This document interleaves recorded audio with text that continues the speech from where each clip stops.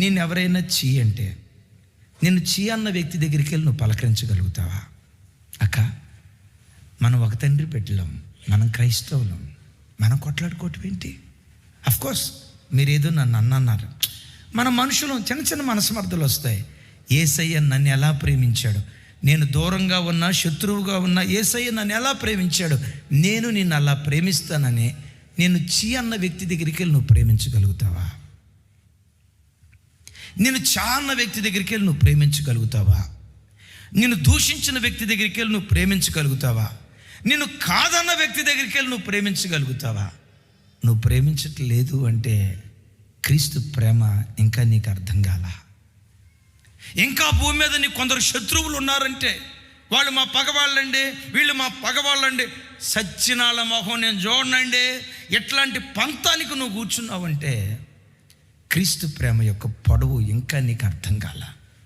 నేను ఎప్పుడు నా మనసులో ఒకటి గుర్తుంచుకుంటా, 100కి 100 పాళ్ళు. సరే, ఆ మాట అంటే కొంచెం అతిశయంగా ఉంటుందేమో.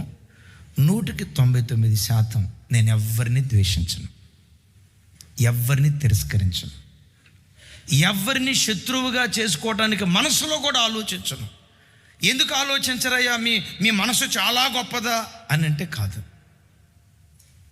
నా యేసయ్య నన్ను ఏ ప్రేమతో ప్రేమించాడో ఆ ప్రేమ ఒక్కసారి గుర్తుకు తెచ్చుకుంటా. 94లో ప్రభు దగ్గరికి వచ్చా, 31 సంవత్సరాలు. ఈ 31 సంవత్సరాలు ప్రతిసారి నా ప్రభును సంతోషపెట్టాను అంటే నేను అబద్ధికుని అవుతా.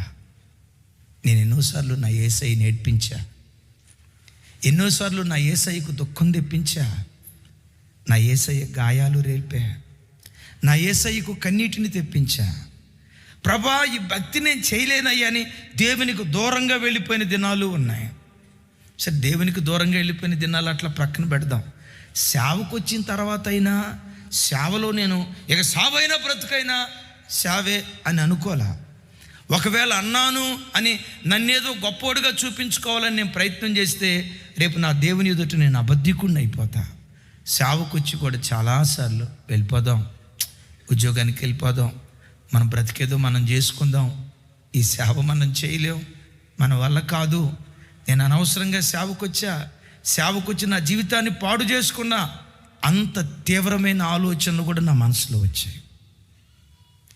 నేను ఆయన వదిలిపెడదాం అనుకున్నా, కానీ ఆయన ప్రేమ నన్ను వెతికి పట్టుకుంది, వెతికి పట్టుకుంది.